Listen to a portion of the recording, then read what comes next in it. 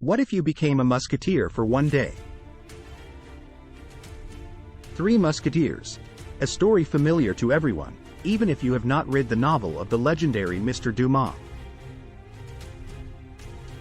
At least the concept itself is necessarily familiar. But how about getting to know the French Musketeers better and living one day in their skin? Do you want to learn about the real D'Artagnan, the connection between the Musketeers and the Zaporozhian Cossacks, as well as plunge into the world of court intrigue? Then you're here.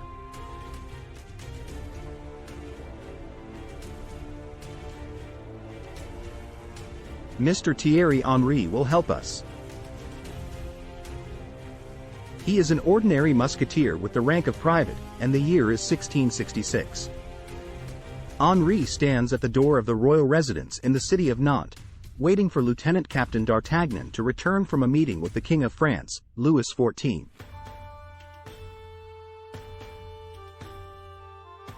Actually, Keep the King and consisted of 90% of the work of the Musketeers. Many have seen modern policemen on motorcycles, who accompany the motorcade of the president.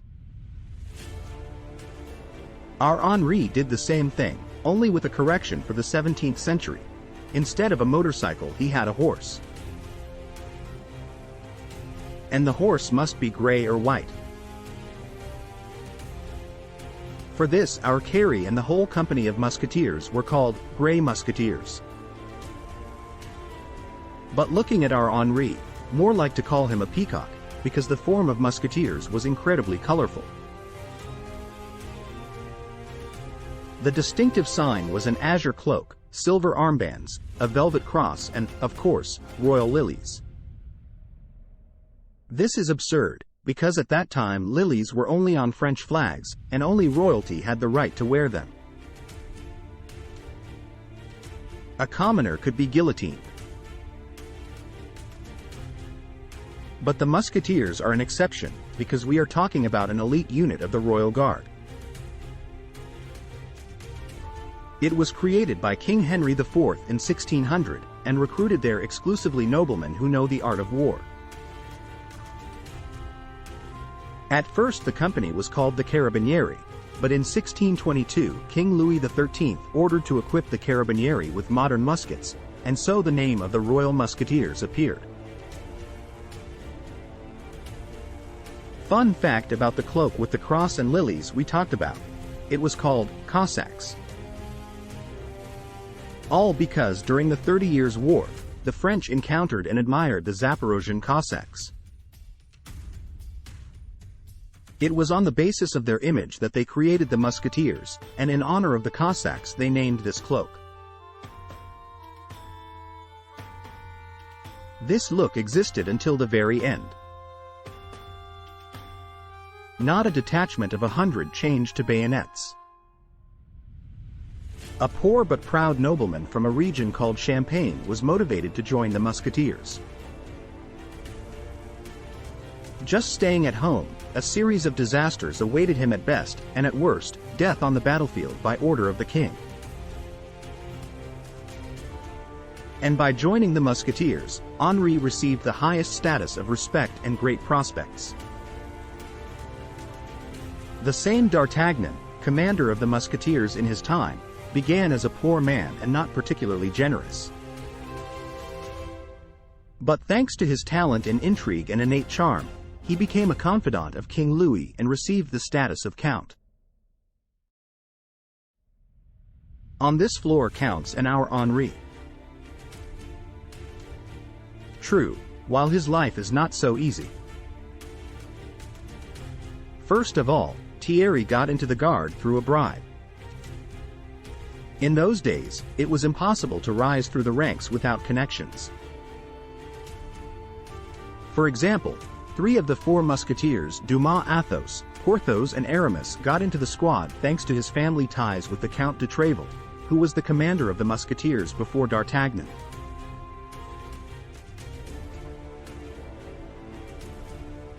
D'Artagnan himself was good friends with the 3 aforementioned before joining the Musketeers. So the Musketeers' hangout, as you can imagine, was quite a closed circle. Henry's family pulled together everything they had to send Henri into the ranks of the Musketeers. In addition to family ties, he had to be provided with all the necessary equipment. The state provided only a musket, but there were many requirements. The famous sword, palache, 2 pistols and spare parts for weapons Musketeer bought himself. Regarding clothing for a second, the cost of all the equipment was up to 2,000 livres, as stated in the novel by Mr. Dumas. By the way, the outfit is the only matter in which he is not wrong. Books do not abound with calculations of exchange rates, prices and other nuances. But we'll take all that into account now. So, our Thierry Henry, like any Frenchman in 1666, used coins called louis d'or. Unfortunately, France didn't switch to the decimal system of money until 1795. 1 louis d'or was roughly equal to 3 old French livres, or 11 modern ones. Also, the louis d'or was fully docked with the widely circulated Spanish doubloons. True, in France they were called pistoles. As we have already noted, the cost of a musketeer's equipment reached 2,000 livres. To be precise, that's how much D'Artagnan's accessories cost. Our Henri, a simpler boy, would need, say, 1,000 livres. This sum includes 500 livres for a horse, 300 for a suit, and 200 for a simple horse and suit for a servant. The state ordered each musketeer to have a servant, but it was up to the guardsman to provide him and pay his salary. For poor noblemen like our Henri, this was a great problem, for Thierry's own salary was about 2 livres a day. The planchette of D'Artagnan's servant received 1.5 livres a day. Our Henri and his servant were lower in rank, but nevertheless he had to spend at least half his wages on this. This left only 1 lira a day. It was easy to calculate that the guy could only earn enough for a full outfit by working for 1,000 days. Eating nothing. Thank God, housing wasn't a problem. By then, the Musketeers were living in purpose-built barracks. You can understand the French king. The Musketeers were noblemen, and it was assumed that salaries were not a priority for them. But the reality was that most nobles were poor, and the low wages caused real hatred from the people. Poor musketeers like our Thierry didn't pay for their lunches and engaged in racketeering. On behalf of the crown, they even robbed the streets, but it was not out of a good life. At all times, a skilled laborer in Paris earned exactly the same, 1 lira a day. It wasn't much at all, since renting an apartment in that era cost somewhere around 15 livres a month. Our Thierry didn't need rent, and in principle could live on 1 lira a day. That's about the same as 10 bottles of wine, 2 kilos of meat, or a pair of good boots.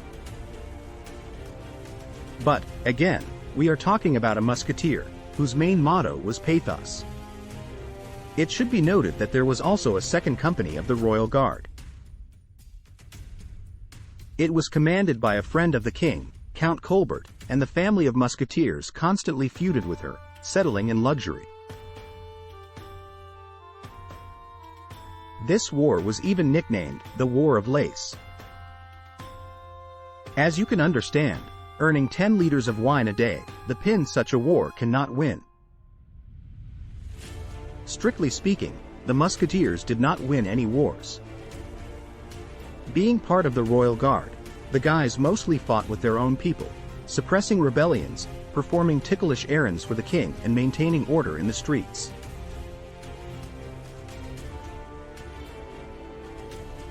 That's the kind of boring work our Henri did. For example, One of the most famous accomplishments of the legendary D'Artagnan was the arrest of finance minister Nicolas Fouquet.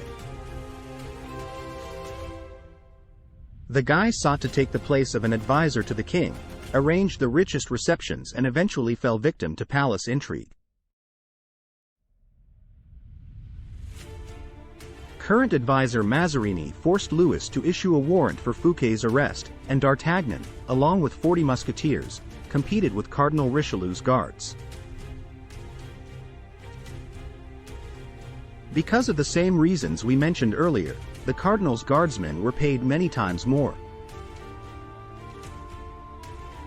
Plus, the service there was more relaxed. Our Terry would have been happy to avoid debt, but, as you realize, envy often leads to rivalry. Interestingly, in movies and books, the conflict between the Musketeers and the Cardinal's guards is often presented as noble, but it really isn't.